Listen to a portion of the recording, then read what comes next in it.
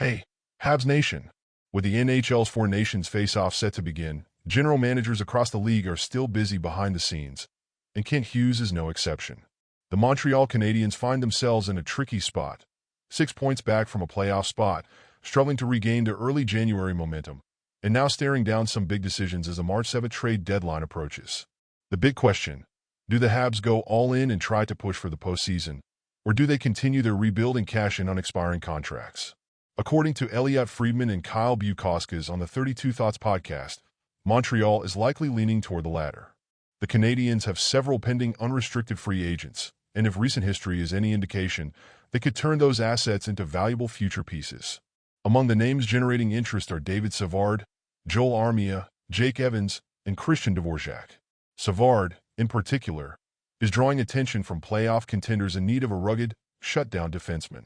He's ranked 12th on Chris Johnston's latest big trade board for The Athletic, and with his Stanley Cup winning experience, the demand is high. Montreal won't part with him for nothing, but if the right offer comes in, Hughes may pull the trigger.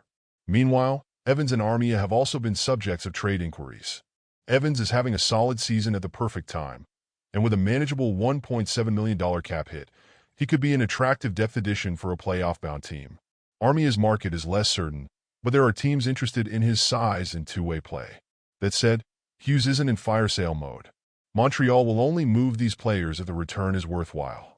They may not be full-blown sellers, but if a deal makes sense for the long-term vision of this team, don't be surprised to see some familiar faces moved before the deadline.